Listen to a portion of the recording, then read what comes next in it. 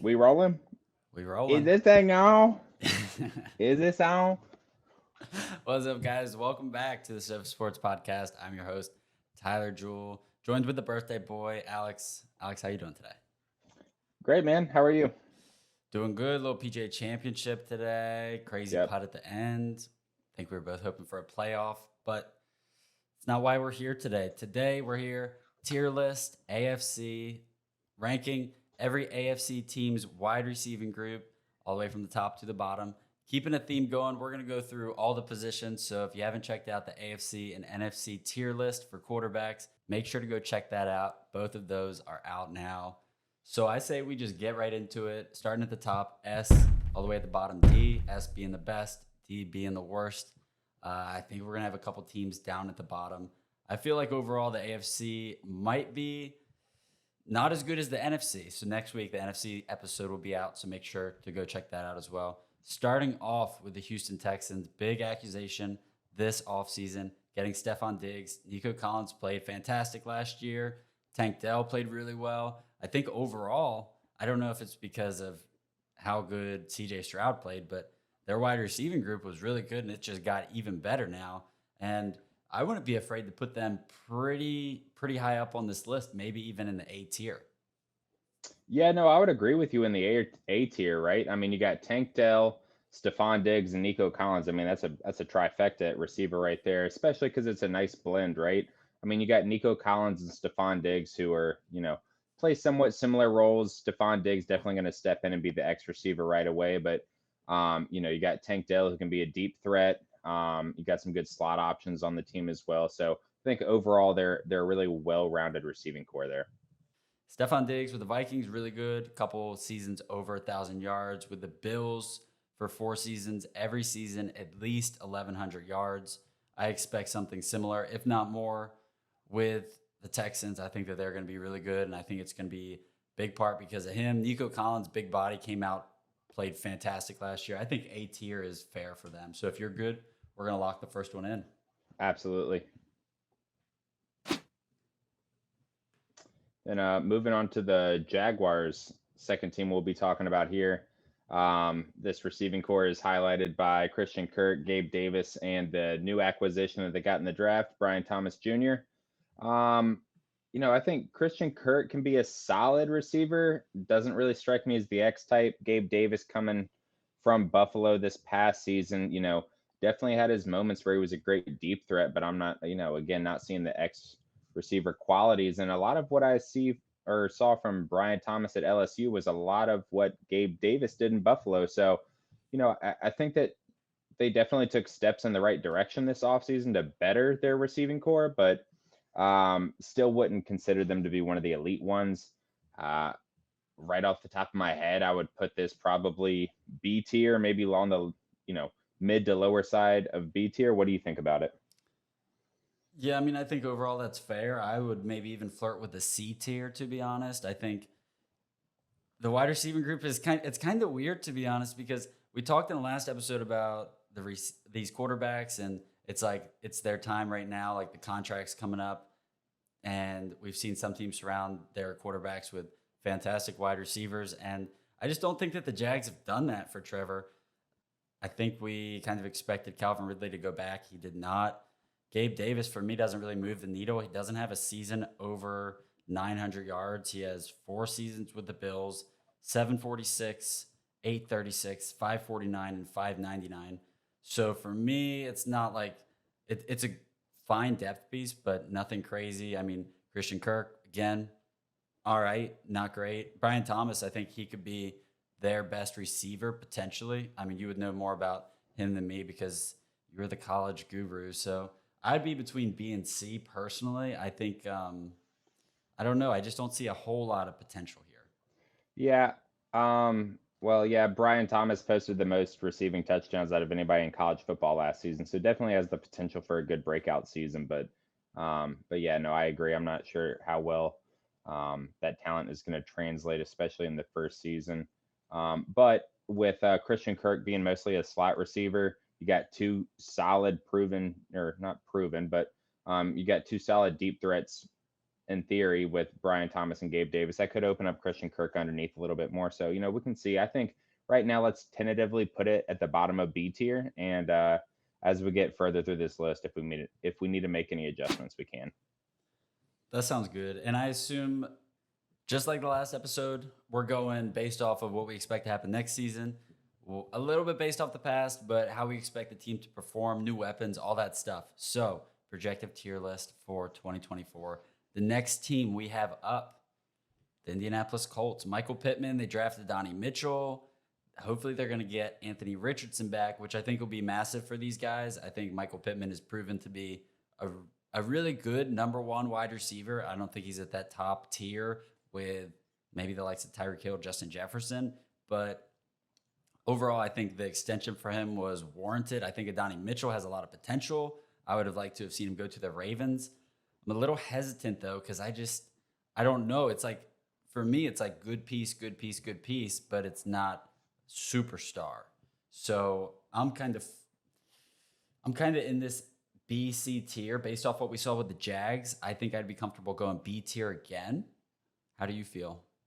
Yeah, I'd have to agree with that. You don't want to forget about Josh Downs either, right? I mean, last season almost put up an 800-yard season, and that was without Anthony Richardson at quarterback for the majority of the season. So, you get another full year under his belt, another offseason to improve. Like you said, you bring in A.D. Mitchell out of Texas, and then you re-sign Michael Pittman. So, I think that they, not elite, but definitely a solid wide receiver group there. Yeah, I would also put that in the B tier. Yeah, I'm okay with that. All right, next up, we got the Titans, the last team in the AFC South that we'll talk about. You got Calvin Ridley, DeAndre Hopkins, and Tyler Boyd. To me, this kind of seems like the team where everybody's careers are going to die, right? I mean, you got Calvin Ridley, who started off really hot in Atlanta, had the suspension for, I believe, a full season because of gambling, goes to Jacksonville, posts some good numbers, but not quite reaching expectations. You got Nuke, obviously, coming from Arizona a few seasons ago, where, one of the top receivers in the league just hasn't been able to quite put up the same stats, with Tennessee obviously getting older there as well. And Tyler Boyd coming out of Cincinnati. Definitely last year was not a great season for him. So you especially wonder, with Will Levis at quarterback, how are these receivers going to put up numbers? Now, I think that they have, some good diversity with their receivers, as opposed to some of these other teams that we'll talk about and have talked about already. But definitely don't think that they'll play as well as they look on paper. What do you think about them? I kind of like it, to be honest. I feel like this could be the best wide receiving group in this division at the least, but it's like the quarterback situation plays a massive role into this. So with Will Levis, you're gonna put Titans above the Texans. I might. I think that they're very close. I mean, I think Calvin Ridley's really good. I think that the Jags didn't use him enough. I think when he got targets, he played really good, and the Jags played good, and they didn't give him the ball enough. D-Hop, I think, is still really good when it comes to. He's obviously late in his career, but I still think he's really good. I mean, he had some really good games last season, and I expect him to play good again. Second season here with the Titans, I think it's going to be good. And Tyler Boyd, I think he hasn't really gotten a great chance to shine with Cincinnati because he's just been in the shadows with T. Higgins and Jamar Chase there. So I think it could be a similar situation here, truthfully, between Calvin Ridley, D-Hop. I think that they could go above Tyler Boyd when it comes to targets and snaps and all that. But I think overall it's a pretty well-rounded group, like you said. So, I mean, I'm not going to put them in the S tier. I don't think that they're going to have that kind of production. But I'd be good putting them in the A tier. Where were you thinking? I'm gonna struggle to meet you there. I think already we might need to go ahead and make the adjustment and drop the Jaguars down to C, and then put the Titans in B. Okay. What are your thoughts on that? I'm good to move the Jags down. Okay. And then we could put Titans at the top of B for you. Okay, I think that's good. I think that's a good start. Okay. I just can't meet you there. I think the Texans with the young talent, I would assume that they're only going to be getting better every year, whereas the Titans, I would assume that they're going to be getting a little bit worse every year just because their elderly receivers are continuing to age more and more. I'd fight more for the Titans if they had a different quarterback. If they had CJ Stroud, if they had Anthony Richardson, even if they had Trevor Lawrence, just to keep it in this division, I'd fight a lot harder for the Titans. But it's on the quarterback if these guys are going to have success. So I think that their group has a lot of potential, but I think that if we're going to do it a little different and like the left side is the top and kind of go Texans, Titans, Colts, Jags, I think that that's a good order right there. I'm cool with that. Okay. Okay. Next division, AFC East. Let's start it off with the Patriots. I think that this one might be a quick one. Patriots, it's just tough to tell what direction they're going. They draft Jalen Polk, Demario Douglas, they have Kendrick Bourne, they have Juju Smith Schuster. None of these guys are really moving the needle. None of these guys are really mid-tier, even for me. I would be perfectly comfortable just putting them at D and moving on. Yep, that's fine with me. All right. Next up, we got the Jets. Another team that's not looking too hot at receiver. Obviously, it's highlighted by Garrett Wilson, who I think really has great potential. Obviously, he just really hasn't had anybody to throw to him. So I'm excited for him to have hopefully Aaron Rodgers for at least the majority of next season. And then obviously, you got Alan Lazard as well that came over with Aaron from the Packers. Overall, though, I still don't think that this is a good group. I think that they still have a lot of growing to do at the position. I think the Jets is mainly going to be relying on the fact that they have Aaron Rodgers at quarterback and not necessarily going to be relying on their receivers to go make plays. It's going to be Aaron Rodgers making plays as well as their defense. So I would be comfortable putting them at the bottom of C or the top of D. I'll leave that one up to you. Okay. Okay. Garrett Wilson, stud, elite, easily. I think that there could be a connection I think that there could be potential that Alan Lazard has a good season. Hopefully we see Aaron Rodgers for the whole season. And if we do, I think the Jets are going to be a playoff team. I think the Jets could be really good. I'm just afraid that there's not a lot of weapons there. So maybe it falls on the back of somebody like Brees Hall instead of Alan Lazard. So I personally, though, believe that their weapons are better than the Jags. So I would put them C tier above the Jags. Okay. That's fine. Yeah, I do agree with you. I think Garrett Wilson is a borderline elite receiver. And he's probably the reason that the Jets jump the Jags, in my opinion at least. Next up, the Dolphins. Dolphins, very interesting group. Maybe one of the best in the NFL. Tyreek Hill, still chasing that 2,000-yard record. Jalen Waddle has had over 1,000 yards every season with the Dolphins. And on top of that, they had OBJ. Looking back at OBJ's stats, played with the Rams a couple seasons ago when they won the Super Bowl. The Ravens signed him to a massive deal. He goes for a little bit under 600 yards. He was injured. He was banged up. But when he was on the field, there was potential. We kind of saw the OBJ at some points. I don't know if I would say he was reliable. I don't know exactly what I'd call him, but I think that he could easily get 600, 700, 800 yards in this offense with Tua being the third guy on the depth chart. I think that he's a great third option when your two wide receivers are Hall of Famer and Pro Bowler. I think that this is an S tier when it comes to the wide receiving group. I have a hard time disagreeing with you. I mean, I think it's arguably the best receiving group in the NFL. So if anybody's going to be an S tier, I believe it should be the Dolphins. Easy enough. Easy enough. Cool. And then we'll go ahead and wrap up the AFC East with the Bills. Highlighted, in my opinion, by their newest addition, Keon Coleman, who they got out the draft, who I think really does have the potential to be a star receiver in this league. Coming out of Florida State, I know a lot of people harp on the fact that his 40 time wasn't good. But the gauntlet drill, he ran faster than anybody else, which tests real game speed. On top of that, Florida State trusted him to return punts as well. So he's obviously a dynamic athlete. Big frame, big body, can go up and snag the ball for you. So I think it's a really dynamic weapon for Josh Allen in the offense. And then obviously you have Khalil Shakir coming back, who I think is a fine receiver. He's definitely no X receiver, but he's a fine role player type. So I think this offense is going to be mostly highlighted by their tight ends in the receiving game, as well as I would assume Keon Coleman now. But this offense definitely revolves around Josh Allen, not necessarily his receivers.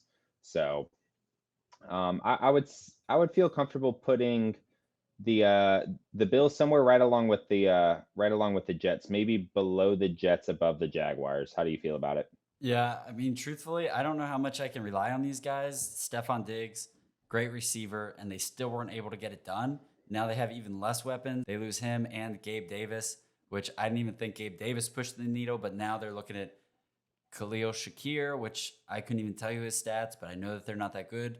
And Keon Coleman, I think based off the vibes, Keon Coleman is like a Hall of Fame receiver. Like, I love the vibes. His interviews are electric. Like, he seems like he's going to be really good just based off of random clips that I'm seeing. But at the same time, I don't know how much we're going to get from him.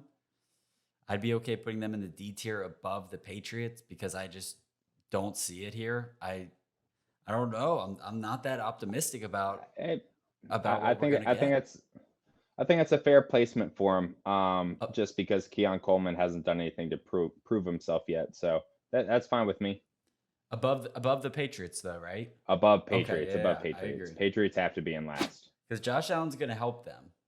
Josh Allen Yes, plays a part, but I just think that they're not surrounding Josh with the best weapons that they could. I think that it's going to be a tough season for the Bills. It's going to be interesting to see how that plays out. agreed. Sliding over to the AFC West, starting off with the Broncos. Broncos, new quarterback, Bo Nix. What are we going to get from him?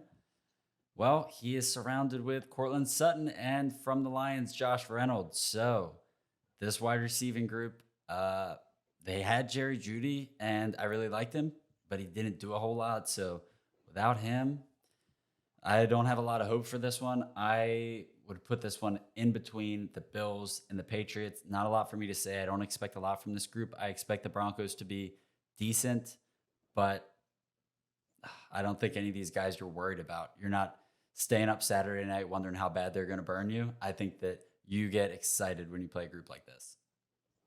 Yeah, I would agree with you on that. I'm not sure if you have any real standout receivers outside of Cortland Sutton. You also got Marvin Mims from the Jets, but it's not like he's really doing a whole lot for you either. Yeah, no, I think kind of similar to the Jets, Cortland Sutton should be dragging up the overall of this receiving group, but just not necessarily as much as Garrett Wilson. I would lean, I guess, with potential upside not being quite as high. I would be fine putting them where you said. I almost wanted to put them bottom of C, but I think the Bills with Keon Coleman do have potentially a higher ceiling than the Broncos receiving group does, just because we already know what to expect out of all of these players, whereas Keon Coleman could be elite coming out of the gates. We just don't know yet. Yeah, I think it could be, and he's got Josh Allen, which I think just boosted up. Like, every little bit counts with how close this all is going to be. Cortland Sutton, I've been waiting for that. Like, big body, great hands. He has so much potential, and 6 seasons in, he has 1 season over 1,000 yards. It's just been kind of disappointing. He's teetering around 700, 800 yards every season, and I've just been continuously waiting for him to break out, and it just hasn't happened yet. So if you're good, I'm going to slot them in under the Bills, above the Patriots. Okay. All right. Next up, we'll talk about the back-to-back Super Bowl winning team, the Kansas City Chiefs, highlighted by Rashee Rice, assuming that he's going to be back on the team. He posted fantastic numbers last season in the receiving game, but with the off-field controversy that's happened already this offseason between the street racing and then like punching some dude in the face in a club, it's not looking great for him. It's definitely not looking great for him. So outside of that, you got Hollywood Brown, you got Xavier Worthy out of the draft, so two speedy receivers. And then you got Sky Moore as well, who I mean has been a role player at best for them. So, I think assuming that Rashee Rice will be back and knowing that you have Patrick Mahomes, uh, you know, fielding the snaps, I think you can put them at the top of C. At the top of C, really? Uh, were you thinking higher or lower? I was thinking right below the Dolphins, truthfully. I was thinking Right below the Yeah, I Dolphins. was thinking teetering You between think they're better than the Texans? teetering between S and A, truthfully. Yeah.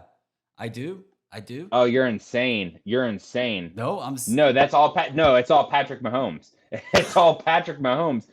Outside of Rashee Rice, who let's also look if we want to reference PFF real quick, his run blocking grade was a 35. He's only out there to catch balls. He's not helping you at all with the offense outside of that. Isaiah Now, granted, Pacheco yes, doesn't he is need out it. there catching balls. Yeah, clearly he runs like a lunatic. Like dude's just high knees all the way through. But I mean, let's look. Like Hollywood Brown in Arizona and in Baltimore did what? Like maybe was good for a few deep balls like throughout the course of the season, but outside of that, really didn't do a whole lot. Sky Moore, Justin Watson, what are we really doing? Xavier Worthy is the exact same prototype we've seen coming out of college football a dozen times over the last 10 years, who runs an insane 40 time, but just doesn't have the frame to hang in with the more physical NFL DBs. So, I mean, outside of Rashee Rice, who to me right now is a question mark because he can't keep it together off the field. He doesn't know how to leave like the street life behind. Like I don't see how we're going to rely on that throughout the course of the season. Now, it's not like we haven't seen it before, right? But for me, I'm having to factor that in. Like, is he gonna serve a 6-game suspension for his nonsense recklessness throughout the course of the offseason? I don't know. So what do the Chiefs look like without Rashee Rice? I mean, again, I'm not factoring Travis Kelce into this. This isn't a full receiving group rankings, right? This is a wide receiver rankings. Travis Kelce is not a wide receiver. So I just don't see outside of Rashee Rice where we're really going with this. I don't see how that's a fringe S tier receiving group. Okay. I hear you. I think I mean, I guess we can do bottom of B, but like, what are we doing here? They got one good receiver, two deep threats, one of which is completely unproven, the other is proven can be like a decent role player, right? So like, what are we looking for here? The offense runs through Patrick and Travis Kelce and Pacheco. That's it. Okay. Here's how I feel. I think that right now the depth chart goes Rashee Rice, Marquise Brown, Xavier Worthy. I think that that's completely wrong. I think Marquise 1, Xavier Worthy 2, Rashee Rice 3. I think Rashee Rice is overrated. I think there's a good chance that he's going to miss some games. So based off how I feel the depth chart should be, I'm not even worried about that because I think he's overrated. I don't think he's that good. Patrick Mahomes made Kadarius Toney look really good. I think with Marquise Brown, he had 1,000 yards as a Raven when the Ravens weren't even throwing the ball at that point. And then he decides that's not enough. Let me go somewhere else. He goes to a poverty franchise in the Cardinals. And now look what happened. Didn't play good. So I expect this to be one of the best receiving groups that we've seen Patrick Mahomes have. And I think Xavier Worthy is going to go crazy. Tyreek was small. Tyreek went crazy. Look at him now. He's like the best receiver in the NFL. I think that this has potential to be at the least top 3 in the AFC. You're gonna put. How about we put him between the Titans and the Colts? I feel like that's in the. I'm not seeing it. I'm really not seeing it. There's no way. There's just no. You say it's top 3. You say it's top 3. We haven't even gotten to the Bengals yet. Well, it can be adjusted. I think I think between Titans and Colts is fair. Gosh, I think that's probably the best place to meet in the middle. I don't know that I'm going to get you to come up any farther, and I don't know that I can go much lower than that. Because I'm not the biggest fan of the the Titans. I mean, yes, I think that they have good proven talent. It's just older talent. Whereas with the Chiefs, it's like the only reason that we're even talking about them being outside of the bottom of C tier is because of Patrick Mahomes. Like this is a scrub lineup. Yes, Hollywood Brown makes it better. Yes, Xavier Worthy potentially makes it better. But yes, Tyreek Hill was a huge success. But how many of these super fast, small frame receivers have not been a success and have we forgotten about immediately afterwards? There's always like one or two every single draft. So the hit rate on these guys are not very high. So yeah, I think that we're just gonna have to meet in the middle there. Okay. Because I'm not getting up any higher than that. Okay. I mean, I think overall that's fair. Get me worked up. Get me worked up. I think overall that this Chiefs group could be either like similar years where they don't play very good, a lot of drops, a lot of bad plays, and then they get it together in the playoffs, or we actually see them hit the ground running and they put together a good season because they have better weapons. You have to admit at the least that they have better weapons this year than they had last year. So I think it's either one or the other. I'm good to put them there. We'll lock that one in. Okay. Next up, the Chargers in the same division, competing with the Chiefs, which I believe have a very good wide receiving group, led by second-year Quentin Johnson, who had a lot of potential coming out of college. Didn't see as much time as maybe he should have due to Keenan Allen, Mike Williams being there. And now he's the guy. Ladd McConkey, they draft in the second round. I think he's a good prospect. I think he's going to be like a stud, middle of the pack kind of guy, like really consistent. He's going to get you first downs, like nothing crazy, not like 1,200 yards, but he's also going to be like, I think he's going to be anywhere between like 800 and 900 yards. Like I think it's going to be a good season, especially with Justin Herbert thrown to them. I think that things are going to be so much different for this Chargers team. But when you look at the weapons, last year maybe, but this year, I think that they're probably in that C tier. I'll agree with you on that. They got DJ Chark as well, who, was a bigger name a few years ago. Hasn't been able to put up quite as impressive numbers the last few seasons, but I really don't see it with Quentin Johnson. I just think that's a bust, but I do have a lot of faith in Ladd McConkey. I think he can be a really solid receiver in the league. Give Justin Herbert somebody solid to throw to. So I'll agree with that in the C tier. All right, so what do we want? Jets, Garrett Wilson. I think that they're below the Jets. I think they're either right in front of the Jags or right behind the Jags. I think in front of the Jags. I feel in front of the Jags. Okay, that's fine with me. All right, to round out the AFC West, we've got the Raiders, highlighted by Davante Adams and Jacoby Myers. Obviously, Davante Adams has been one of the top receivers in the league for years now. That's nothing new. It's really just a question of who he has thrown to him and how productive they're going to be able to be. Jacoby Myers is, a solid secondary receiver. Just, I don't think he's anything great, anything special, but, a solid player overall.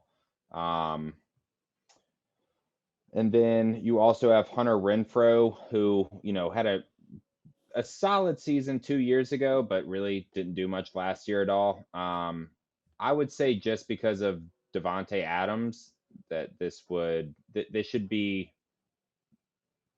I would say, top of C tier. What say you?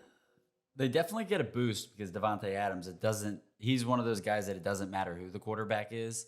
Jacoby Myers, Michael Gallup, a couple good pieces, not great, not awful. I don't know. This is kind of a tricky one. It's just such in the middle. I feel like it's tough for me to tell where it's going to land. I don't expect Gardner to really move the needle up or down that much for them. So in between Colts and Jets. Yeah, in between Colts and Jets. Mm-hmm. Yeah, they're C tier. No, but I can't I argue put with them in that. C. They're C tier. Yeah, it's the top of C. All right, in the final division, AFC North, kicking it off with the Baltimore Ravens. Zay Flowers, absolutely electric. Rashad Bateman gets his extension. He's going to be in Baltimore for a couple more years. They haven't used him right. He's been injured. Hasn't had that connection with Lamar. This is the season. I think that there's so much tape out there of him being wide open, Lamar not seeing him, Lamar looking the other way. I think that this is the season that him and Lamar get on the same page. Rashad goes for over 1,000 yards. He shows why he was a first-round pick. And then when you come to depth, Nelson Aguilar last season made some clutch plays, touchdowns when they were most needed. His, knock on wood, his hands were fantastic. He wasn't dropping stuff like we had seen before. The Ravens are up there. I believe it. And on top of that, Tez Walker, I have so much potential. I feel like I've heard a lot of comps. Torrey Smith, he can take the top off. I think he's a bigger body than Zay Flowers, and Zay's easily going for over 1,000 yards this year. Zay made some mistakes in his rookie year that are going to be easily solved. The fumbles, the drops, easily solved. He's going to be so much better this year. Ravens, with Lamar Jackson back there, A tier. A tier. Oh, all right. All right. I'm not going to go that far. I think that they're definitely in the B tier, though.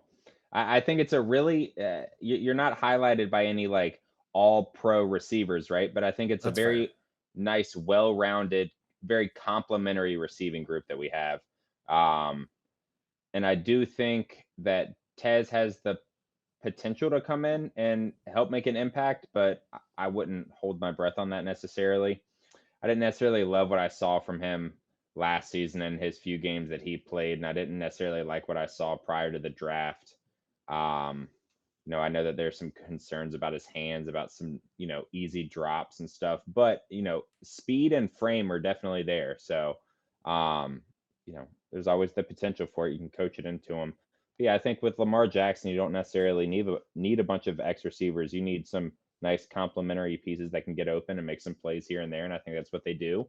But just because they're not going to be asked to do a whole lot, especially when you have Mark Andrews back as well from injury, and Lamar is just going to be running the ball naturally anyways. I don't think they're going to put up insane numbers. I could see Zay getting another 1,000-yard season or close to it.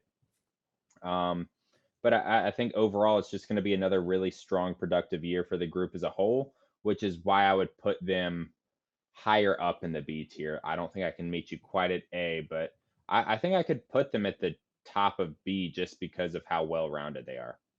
Okay, I might have overshot it a little bit, but that's good because I brought you up to the top of B. I agree. I'm telling you right now, Rashad Bateman over 1,000 yards. That's going to happen. I think that the Statement. Ravens receivers don't go crazy when it comes to yardage, touchdowns, all that stuff because they continue to rely on the running game, even with a new OC. I think that'll continue to change a little bit as it goes with the new OC, but I think overall that's just like their identity. That's what they want to do. They want to run the ball. They get Derrick Henry, so I do think it's still going to go through the run game. So he's not going to throw for 4,000 yards. That's just not going to happen. But I think overall, I think the pass game is going to be really efficient. And maybe we'll see 2,000-yard receivers. One with Zay Flowers, one with Rashad Bateman. It's possible. All right, cool. Next up, we got the Bengals. Obviously highlighted by Jamar Chase, but we also got T. Higgins on the team. Obviously, Tyler Boyd no longer there. So you got Trenton Irwin as another receiver there as well. Who really cares about wide receiver 3 when you have Jamar Chase and T. Higgins, though? I mean, I think those two names alone make them an S tier team. I think if you plug T. Higgins into almost any other offense in the league, he is their number one receiver. So I think the lack of a 3 is made up for by the fact that they have 2 number ones. We're not far off. They're above the Ravens. I would say that. And I believe that based off this list, I believe that they should be in the top 3. But I would put them in the A tier behind the Texans. I agree. 2 stud wide receivers. T. Higgins, really good for number 2.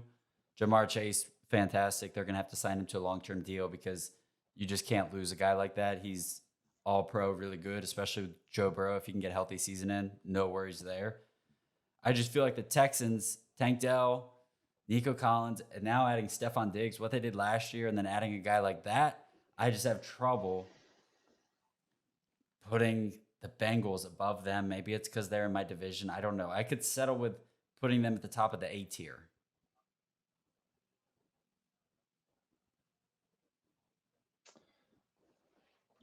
Yeah, I guess you bring up a good point. I mean, I feel like Stephon Diggs was just a little disappointing last year, He was. which is maybe why I'm sleeping on him a little bit. But he gets a fresh start with a new team, and I do think that the Texans definitely do have a little bit more depth now that Tyler Boyd isn't with the Bengals anymore. Um, so I could see that. I could see that. I they definitely are in A tier at the very least. Jamar Chase puts them in A tier by himself. If the Ravens are the top of B tier, then I do believe that the Bengals are at least in A. I think that's fair. I think most Ravens fans could agree with that as well. Okay, that's fine. I'll put them in A. Above the Texans. I think either way. I think either way. Next up, the Browns. Last season, we did not see a very healthy Deshaun Watson, which led to Amari Cooper and Joe Flacco having an amazing relationship. Amari Cooper played so good, maybe the best we've ever seen him play in a Browns uniform. Jerry Jeudy they get from the Broncos, which I like. I think he deserves a fresh start. I think Hollywood, his fresh start is going to be really good for him. I think the same situation could go for Jerry Jeudy, and he could turn into being a really good number 2 wide receiver, which I don't even think most people would say that in Denver. But I think that we expected him to be this great number 1 wide receiver. I think we need to temper the expectations a little bit. Really good number 2 behind Amari Cooper. Great 1-2 punch. Elijah Moore, solid, not great, not awful though. I think overall, when we're talking about well-rounded, I think that this is a really well-rounded group. Jerry Jeudy on one side, Amari Cooper on the other. I like the options here. I would easily put them. I don't know. I could be overshooting Jerry Jeudy. That's where I get caught because I know that based off that face, I'm assuming you don't have high hopes on Jerry Jeudy, and that I have really high hopes for him. I think he can be a solid number 2. I just don't think he's gonna put up like any Pro Bowl type numbers. And I also have no faith in Deshaun Watson whatsoever. So that kind of hinders the stats that these guys are gonna put up because if their quarterback sucks, then they're not gonna be able to do anything. I mean, I was thinking bottom of B. I like Colts receiving more than the Browns, but I think they're have more depth than the Raiders do. More depth I in the mean, I Raiders. think Amari Cooper and Jerry Jeudy with the potential there, especially both coming from Alabama, right? I think that can be a really cool like 1-2 punch that they have there. If their quarterback doesn't suck, they can be good. But I have no faith in their quarterback, so I don't think that they should be projected to do very much this season. Yeah, I'm back and forth on this. I have faith in Jerry Jeudy. I think I just keep expecting it to happen. I said no with Cortland Sutton, but for some reason, I say yes with Jerry Jeudy. Top of C tier. Top of C, bottom of B, either one, I'm fine. I think they belong between the Colts and the Raiders. Yeah, yeah. We'll go. We'll go B. We'll go top of B. I think that's fair. Yeah. All right, and then last team we got the Steelers. I don't think that they're going to be a very strong receiving group. Obviously, highlighted by George Pickens, the goon of the NFL, coming out in the shiesty like every single game. But and, he's a dog. I like watching him play. I think he's a fun player to watch. But outside of that, we got Van Jefferson, who I know spent some time in LA. Miserable numbers last year. You got Quez Watkins, who I know has bounced around from team to team. I know he spent some time in Philly. Great deep threat, but just unreliable. Doesn't have the best hands. Isn't going to do anything for you in the run game. I mean, outside of George Pickens, I'm not really sure what we're supposed to be looking at here. You got Russell Wilson and or Justin Fields to be throwing to them this year. But again, I'm not sure if either one of those guys are necessarily going to get it done for them. You know, I'm cool putting these guys, towards the bottom of C. What are you thinking? George Pickens, really good. A lot of potential. Very good. Van Jefferson, yeah. They draft Roman Wilson, who has potential as a good like number 3, maybe. I'm kind of in between. I'm not sure how I feel about this. I'm okay putting them in between. I'm okay putting them somewhere on the D tier. I'm not sure if I want in between the Bills and the Broncos or in between the Broncos and the Patriots. When I'm starting to think it comes down to these guys at the bottom, they have one decent receiver. Is George Pickens better than Cortland Sutton? Yeah, he probably is Yeah, better than probably so. Cortland Sutton. So Yeah. I'm kind of flirting with that D tier. Um, Okay. but is he better than I don't hate it. Coleman? We don't know. I mean, what We do we don't know think? yet. What do we think? That Also, I would just say to kind of factor out anything you feel about Van Jefferson, just a reminder last year he put up a whopping 209 receiving yards on 20 receptions. So I mean he's really not doing a whole lot for you anymore. Yeah, and I don't think Russell Wilson's elevating his play. I think I would say not. below the Bills because I think the receivers stack up similarly, but Josh Allen gives them that edge because Josh Allen's going to put him in better positions than Russell Wilson. I'd be good between Yeah. the Bills and the Broncos. What do you think?